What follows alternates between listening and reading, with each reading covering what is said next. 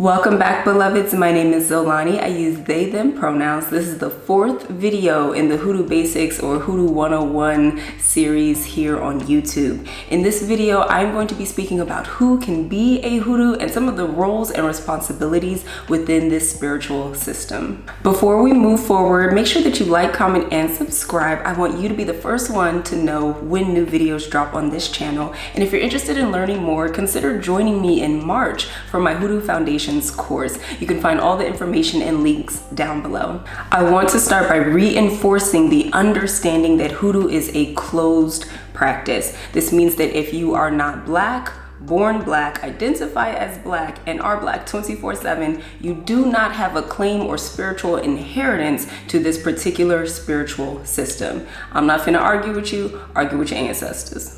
Now, while Hoodoo is the spiritual inheritance for the descendants of the enslaved, something that I have witnessed and noticed is that those children of the Afro diaspora who may be first, second, or third generation and are living in the United States of America may be very attracted to this spirituality as well, especially if they are greatly impacted by anti-Black racism and the special breed of anti-Black racism that lives and exists in America. Now, I am not the almighty authority over Hoodoo, but let me tell you why that doesn't bother me one bit. Research within epigenetics tells us that environmental stressors can have an impact on the way that our genes are expressed. And that mutation then gets passed down within our DNA, oftentimes, not always, but oftentimes. For those of us who are descendants of the enslaved, our ancestors lived under hundreds of years of oppression. That is still showing up in our DNA. Our bodies remember. And then those who are first, second, third generation, their families are often fleeing the upheaval that colonialism, imperialism, and capitalism has caused within their homelands, indigenous lands. Those oppressive regimes have often destroyed their lands, and that trauma is remembered in their bodies and passed down through their DNA as well. If you are a person of the Afro diaspora and you are practicing Hoodoo, I would love to hear your thoughts. Comment down below and let me know if that information resonates with you. And then if you are a descendant of the enslaved in America, I want to hear your thoughts as well. So comment down below and let me know what you're thinking. And please, please, please be respectful of each other, especially if another Black person simply has a different point of view. With that being said, at least in my book, any Black person who has a genuine interest and love and curiosity for the divine and a desire to dismantle racialized oppression can practice Hoodoo. Finally, if you are a non-Black person who is watching this, I do appreciate you watching. Understand that you can learn animism, you can research your ancestors' spiritual lineages, and you can also possibly participate in other African traditional spiritualities. In Lukumi or Isheshe or Candomblé, there are many non-Black practitioners, especially those of the Latine diaspora. The Orisha call whoever they call, and it will be confirmed in divination with an authorized priest. Many of our ancestors did not call themselves practicing Hoodoo. That particular name or verbiage had a very negative connotation to it, same as working roots, right? So a lot of Black elders will say things along the lines of, oh, that's just what I was taught, or this is what my family showed me, or that's just the way it was done back in my day, when they are referring to specific ritual practices. In fact, there is evidence of mystical powers being discouraged within Black communities. There are accounts of people who were being born with psychic abilities and having the desire to pray away these gifts. In Company of Prophets by Joyce Elaine Noyle, she states, when it became obvious to them as children that they had a psychic gift, they prayed to God to take it away, or they fought the gift. Some of the reasons given were, they were frightened by the phenomena of the gift, it brought unbearable isolation from others, it ran against familial or peer belief systems, they feared the power it gave them and the power the ability might wield back against them.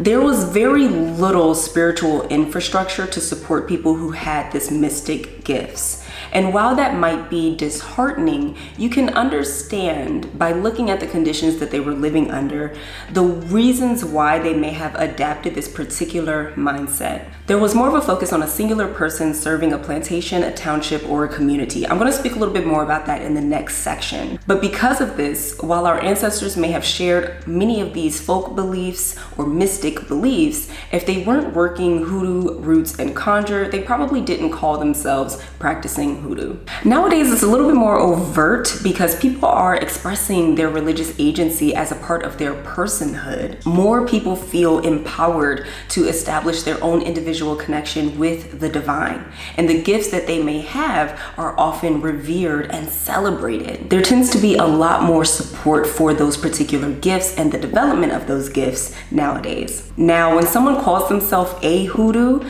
that typically means that they are offering a service or practicing in service to the community. That language is a little bit more active. It feels more like a verb, like an action is taking place. You'll recall in the What is Hoodoo video from this particular series that I spoke about having the responsibility to share your gifts with community. A lot more people are doing that nowadays. Taking on spiritual labor for yourself, your family, or your community is a major task. It can be a heavy burden or load to bear, especially if you are one of the first ones or only ones in your family or community who is doing this kind of work. Now, I don't want to be discouraging. I just want to be honest with you all about that labor. You are responsible for knowing your capacity, and that is for every single spiritual worker or healer that is out there. While you have a responsibility to your community, it doesn't always look like a service, an offering, a thing that you give to the community or even facilitate in the community. Healing yourself, taking care of yourself, going to therapy, equipping yourself with skills and tools so that you can navigate life skillfully, that is also a way to service or be of service to your community. Taking care of yourself in this way is a way of saying that I know that this is my shit and I'm going to be responsible for it and make sure that I don't harm anybody with it. Now, for Black folks in a position of power or privilege, because yes, it does exist, even if you are Black, Hoodoo is a spiritual system that has an ethos of centering marginalized bodies. If you are in a position of power, it doesn't mean that you are less worthy of practicing hoodoo or being a hoodoo. That typically means that you either have more resources or more access to resources. And with this access to more resources, it means that you have a responsibility to decenter yourself when necessary. This can vary in the way that it shows up in your actions. I once wrote a prayer, and I still pray it often, that says, make me a safe space for my ancestors. And that includes my dark-skinned ancestors, my fat ancestors, my sex worker ancestors, disabled ancestors, even those ancestors who previously rejected their spiritual gifts. I recommend that each of you not only utilize that prayer, but also pray, make me a safe space for Black bodies. Because as we are witnessing and living through, there are very few physical safe spaces for Black people. So our relationships with each other is where we have the opportunity to experience softness, to experience nurturance, tenderness, being held, and practice vulnerability and intimacy with each other. Now, in order to do this, if you are able-bodied, if you're light-skinned, if you are straight appearing, you could be thin. If you're gender conforming or aligned with the gender you were assigned at birth, if you're neurotypical, if you are emotionally and mentally stable, these are all privileges. I encourage and challenge you to center the experiences that are not your own. That is your responsibility. I spoke about being responsible for ourselves so that we can show up skillfully in community, because that is a responsibility that we have as a hoodoo. And what privilege does is that it tempts you, it allows you, and it rewards you when you burden another person with your ignorance, with your shortcomings, with your moral failures, with unskillfully using your power. So do not ignore the power that you have. Be responsible for how you wield it. Overall, I believe that our responsibility as hoodoos and Black spiritualists is to cultivate and sustain the spiritual infrastructure that is truly supportive of the personhood, the agency, and the humanity of all Black beings. Some of the traditional roles within the system include the conjure man, the conjure person or conjure woman, the root worker, herbalist, or medicine person, the diviner, the medium, the preacher, the midwife, the blacksmith, the farmer, the teacher or writer, the activist or abolitionist. There are too many roles within Hoodoo to fully explore in this introduction video. I offer this list to show that there is no shortage of needs as we are building that spiritual infrastructure that supports all Black beings. In Mojo Working, Katrina Hazard-Donald states that the roles a Hoodoo fills is multifaceted. It is not surprising to find that in the slave communities of the United States, the traditional social roles of healer, diviner, and conjurer were often occupied by one person, as they had been in West Africa. She continues with a quote from W.E.B. Du Bois to back up what she is saying. Some traces were retained of the former group life, and the chief remaining institution was the priest or medicine man. He found his function as the healer of the sick, the interpreter of the unknown, the comforter of the sorrowing, the supernatural avenger of wrong, and the one who expressed the longing, disappointment, and resentment of a stolen and oppressed people. Thus, as bard, physician, judge, and priest, within the narrow limits allowed by the slave system, rose the Negro preacher, and under him, the first Afro-American institution, the Negro Church.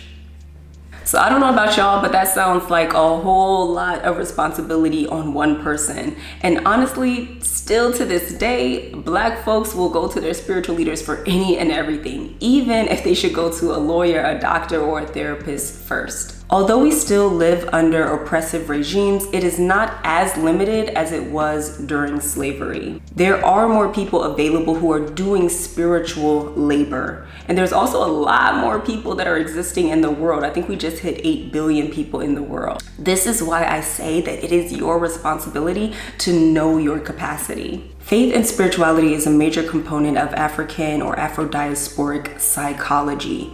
We are an incredibly spiritual people. In fact, spirit feels very intertwined with the idea and even identity of Blackness. Understanding faith and spirituality feels necessary to understanding Black folks. Knowing that, think of all the different roles that it takes to build, create, and sustain a culture, especially when spirituality is so intertwined within that culture. That's how many roles there are within Hoodoo. You could be a therapist that has a vast understanding of Black spirituality. You could be a teacher that asks their students to center their own and collective narrative. You might be an activist and community organizer who also does protection or law away rituals. You may be an artist who is translating ancestral downloads. You could be a farmer who prays over their fields and their plants every single day. You may be a midwife who performs birthing rituals.